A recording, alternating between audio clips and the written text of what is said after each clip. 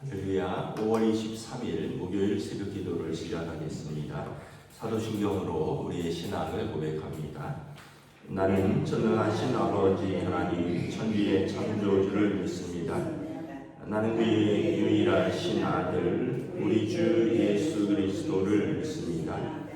그는 성령으로 잉태되어 동정녀 마리아에게서 나시고 본디오 빌라도에게 고난을 받아 십자가에 못 박혀 죽으시고 장사된 지 사흘 만에 죽은 자 가운데서 다시 살아나셨으며 하늘에 오르시어 전능하신 아버지 하나님 우편에 앉아 계시다가 거기로부터 살아있는 자와 죽은 자를 심판하러 오십니다. 나는 성령을 믿으며 거룩한 공교회와 성도의 교제와 죄를 용서받는 것과 몸의 부활과 영생을 믿습니다. 아멘. 86장 찬양하시겠습니다. 찬송가 86장입니다.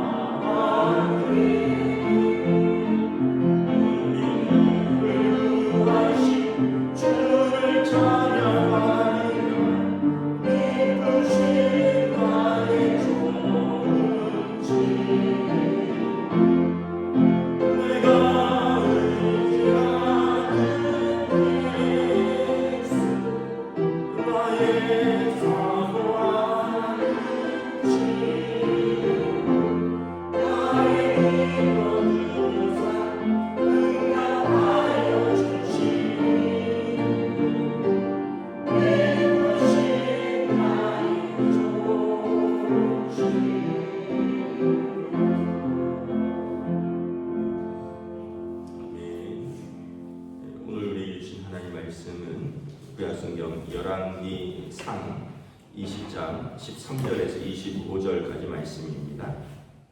열왕기상 20장 13절에서 25절까지 말씀입니다. 다 찾으신 줄 알고 저와 여러분들이 한 절씩 교도하도록 하겠습니다. 열왕기상 20장 13절에서 25절입니다. 한 선지자가 이스라엘의 아합 왕에게 나아가서 이르되 여호와의 말씀이 내가 이 큰 무리를 보느냐? 내가 오늘 그들을 내 손에 넘기리니 너는 내가 여호와인 줄을 알리라 하셨나이다. 아니면 그들을 통하여 그렇게 하시리까? 대답하되 여호와의 말씀이 각 지방 고관의 청년들도 하리라 하셨나이다. 아니면 누가 싸움을 시작하리까? 대답하되 왕이니이다. 아니 이에 각 지방 고관의 청년들을 계수하니 232명이요 그 외의 모든 백성 곧 이스라엘의 모든 자손을 계수하니 7,000명이더라. 그들이 정오에 나가니 베나다산 장막에서 왕 32명과 더불어 마시고 취하니라. 각 지방의 고관의 청년들이 먼저 나갔더라. 벤하닷이 정탐꾼을 보냈더니 그들이 보고하여 이르되 사마리아에서 사람들이 나오더이다 하매 그가 이르되 사칭하러 나올지라도 사로잡고 싸우러 나올지라도 사로잡으라 하니라. 각 지방 고관의 청년들과 그들을 따르는 군대가 성읍에서 나가서 각각 적군을 쳐 죽이매 아람 사람이 도망하는지라. 이스라엘이 쫓으니 아람 왕 베나닷이 말을 타고 마병과 더불어 도망하여 피하니라. 이스라엘 왕이 나가서 말과 병거를 치고 또 아람 사람을 쳐서 크게 이겼더라. 그 선지자가 이스라엘 왕에게 나와 이르되 왕은 가서 힘을 기르고 왕께서 행할 일을 알고 준비하소서. 해가 바뀌면 아람 왕이 왕을 치러 오나이다 하니라. 아람 왕의 신하들이 왕께 아뢰되 그들의 신은 산의 신이므로 그들이 우리보다 강하였거니와 우리가 만일 평지에서 그들과 싸우면 반드시 그들보다 강할지라. 또 왕은 이 일을 행하실지니 곧 왕들을 제하여 각각 그곳에서 떠나게 하고 그들 대신에 총독들을 주시고 함께 있습니다. 또 왕이 잃어버린 군대와 같은 군대를 왕을 위하여 보충하고 말은 말대로 병거는 병거대로 보충하고 우리가 평지에서 그들과 싸우면 반드시 그들보다 강하리이다. 왕이 그 말을 듣고 그리하니라. 할렐루야. 오늘도 새날을 주셨습니다. 하나님께서 은혜와 평강으로 함께해 주시기를 축복합니다. 오늘 말씀에 이제 아람의 베나닷 왕이 동맹군들 16절을 보면 왕 32명과 또 수많은 군사들 병거와 이제 말을 탄 보병들 또 전차병들과 함께 북이스라엘을 쳐들어왔죠. 어제 말씀에 보면 이제 너희의 그 화친 조약을 맺으려면 이제 쉽게 얘기하면은 금은 모아도 내놓아야 되고 또 그 곡물로 사람도 보내야 되는데 그걸 거절하고 이제 자기들이 직접 약탈하겠다. 그래서 아합 왕이 걱정이 심히 있었는데 이제 신하들이 싸우자 이렇게 해서 지금 싸우게 된 상황이 된 것입니다. 13절에 선지자가 아합 왕에게 이렇게 말합니다. 어떻게 싸울 것이냐 전략을 알려주는데 14절에 각 지방의 고관의 청년들을 모집을 하라. 그래서 15절에 보니까 각 지방 고관의 청년들을 계수하니 232명이라. 그리고 또 모든 백성 이스라엘의 모든 자손을 계수하니 7,000명이더라.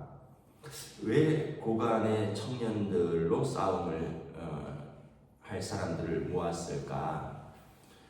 여러분 각 지방의 고관들이라는 것은 중요한 그 국가의 어떤 자리에 있는 사람들의 아들들을 군대에 징집하라는 것입니다.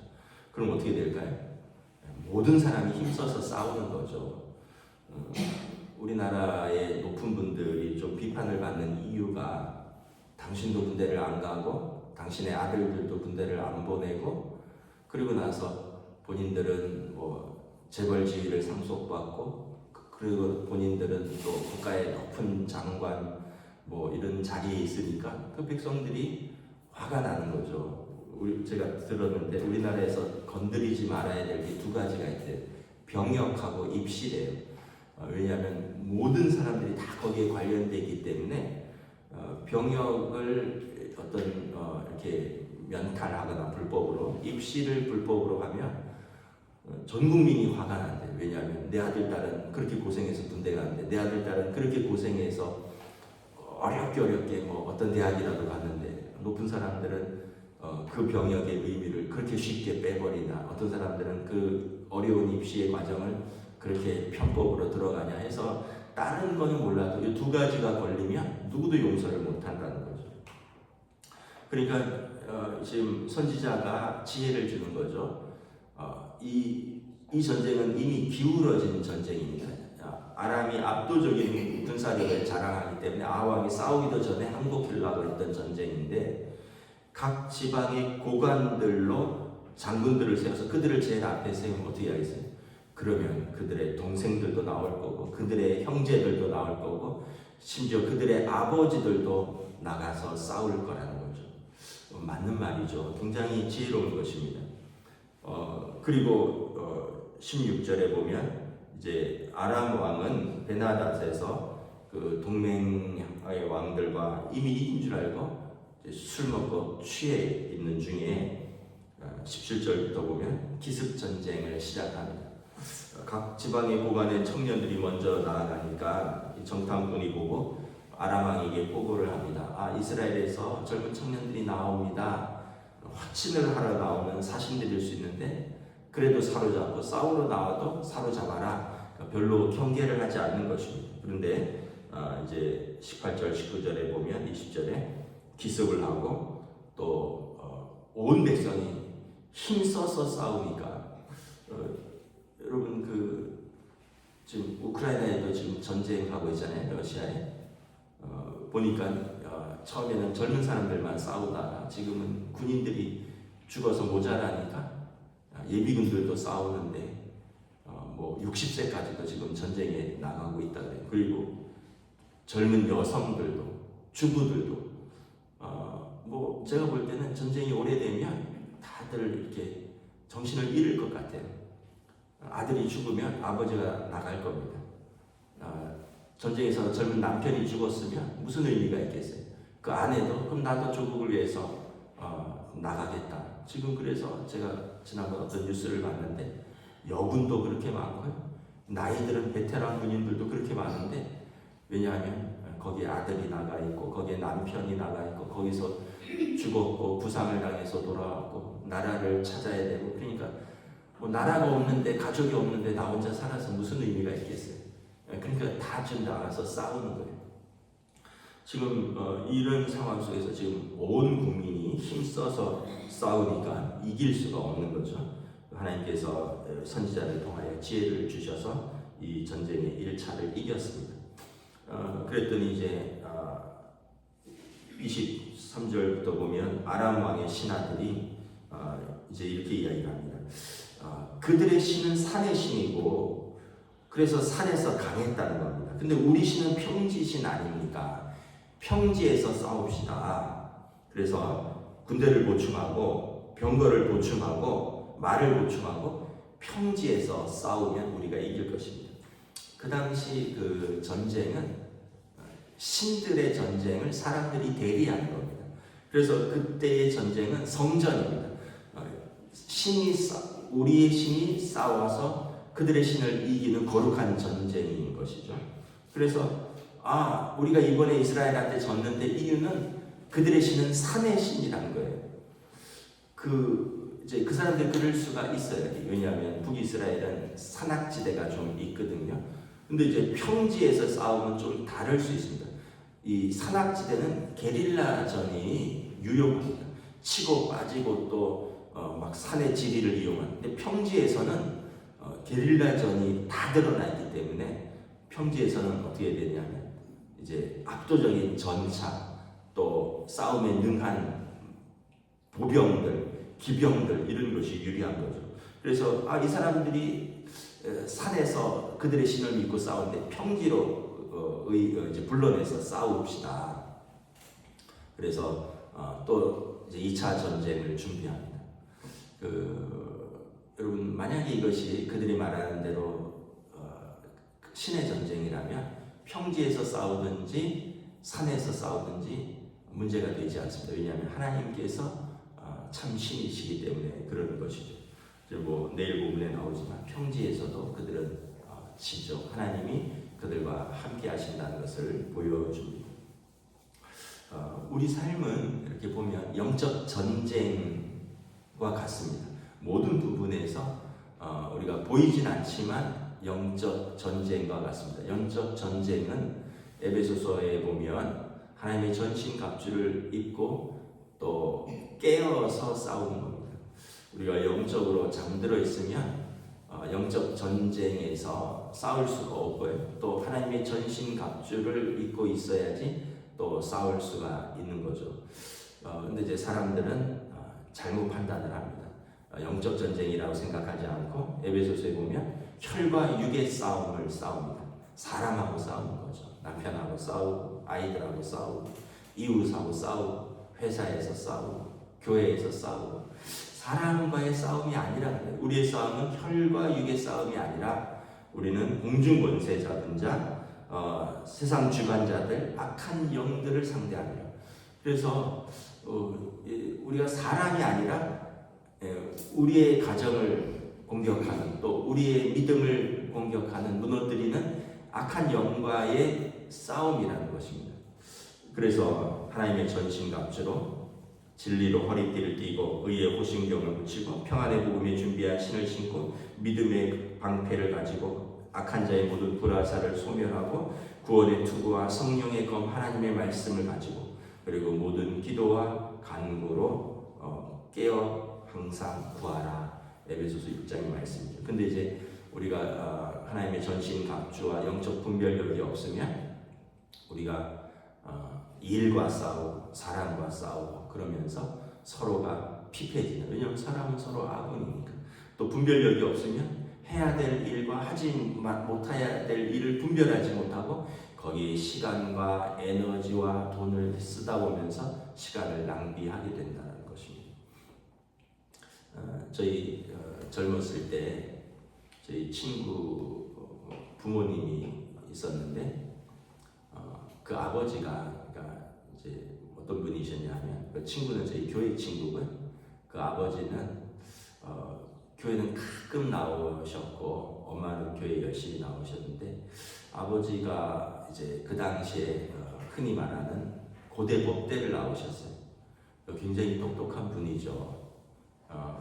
그리고 그때는 이제 뭐 몇 회 제한, 요즘은 5회인가 떨어지면 이제 시험을 못 보게 하는 뭐 그런 나름대로 그런 제도가 있는 걸로 알고 있는데 그때는 죽을 때까지 계속 보는 거예요. 그러니까 학생 때 공부를 잘했고 고대 법대를 나왔고 그리고 고시를 어떨 때는 1차를 붙기도 해요. 그러다가 또 1차 붙었는데 2차는 안 되고 그래서 또 하고 그런데 이제 그때 그게 10년이 넘었어요. 10년이 넘었어요. 그런데 어떨까요? 평생 고시만 보다가 인생을 끝내셨어요. 뭐 저희 아버지 또래 되신 거 지금 80대시죠. 평생 고시만 보신 걸로 알고 있어요. 그럼 어떻게 될까요? 어머니가 평생 일한 거죠. 평생 식당에서 일하시고 평생 청소하시고 아이들은 어떨까요? 아이들은 아빠가 그 경제적으로 또 일을 못 하시니까 항상 궁핍하고 그런데다가 또 그 아빠가 또 자존심이 있잖아요. 아빠만큼 다 자녀들은 공부를 못 했거든요. 아버지는 고대 법대를 나왔으니까. 그러니까 자녀들도 할 말은 없어요. 아버지가 또 그 일을 하신다는데 엄마도 젊었을 때 총명한 아버지를 기억하니까 그냥 그러면서 10년, 20년 평생 그 꿈을 안고 평생 그것만 쫓다가 아무런 직장도 못 가지시고 가장으로서 특별히 가족들을 제대로 돌보지도 못하고 자기 마음에 큰 상처를 받고 가족들 마음에 큰 상처를 받고 제가 알기로는 몇 년 전에 돌아가신 걸로 알고 있습니다. 제가 어떤 분이 인생을 판단하려고 하는 것이 아니라 우리가 어떤 부분에서 좀 분별력이 있어야 됩니다. 제가 잘은 모르지만 3-4번에서 안 되면 그 일은 내 소명이 아닐 수도 있어요.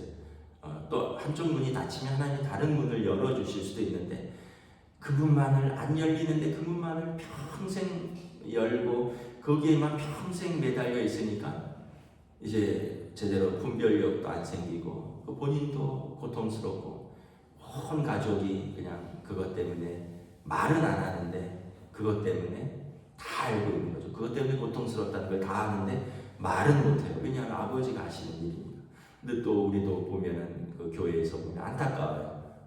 그 어머니를 보면 안타깝고 그 자녀들을 보면 안타까운데 아무도 그 얘기를 할 수가 없죠. 그 아버지 일인데 가장의 일인데 또 그 아버지가 그걸 그렇게 소중히 여기는 일인데 그러니까 우리가 아무도 얘기를 못 하는데 결국은 모든 사람이 다 알고 모든 사람이 고통을 받더라.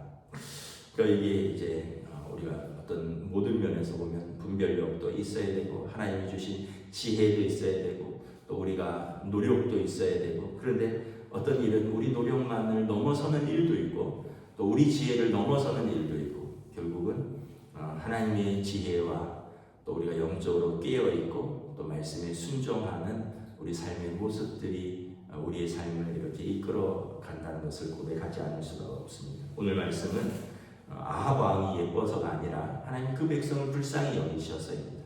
그리고 이것은 아합 왕의 지략도 아니고 선지자가 하나님의 뜻을 따라 아합 왕에게 지혜를 알려줬고 그리고 이방에게 하나님이 이스라엘과 함께 계시며 하나님이 참 신이시라는 것을 온 세상에 알려주는 사건이 된 것입니다.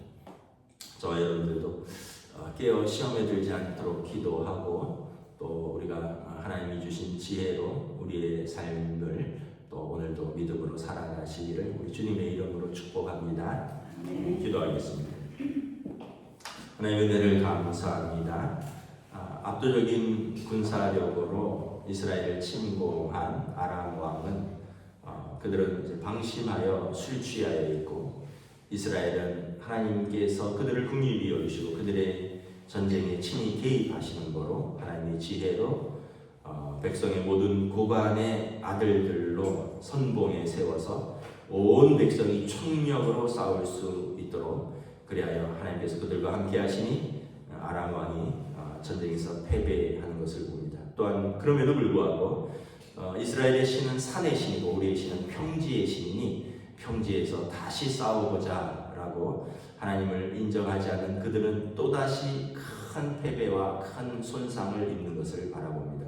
오늘 우리의 삶에서도 우리의 영적 전쟁에서 우리가 깨어 기도할 수 있기를 원하고 우리의 지혜가 아니라 기도하면서 하나님이 이끄시는 대로 하나님이 알려주시는 대로 하나님의 지혜 가운데 우리의 삶에서 순종하며 또 하나님의 뜻을 이루며 우리의 가정과 또 우리의 삶을 믿음으로 세워나가는 저희들로 인도하여 주시옵소서. 감사를 드리오며 우리 주 예수 그리스도 이름으로 기도드리옵나이다. 아멘. 하늘에 계신 우리 아버지의 이름을 거룩하게 하시며 아버지의 나라가 오게 하시며 아버지의 뜻이 하늘에서와 같이 땅에서도 이루어지게 하소서.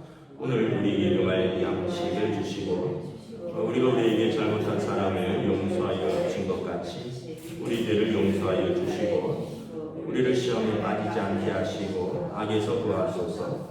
나라와 권능과 영광이 영원히 아버지의 것입니다. 아멘.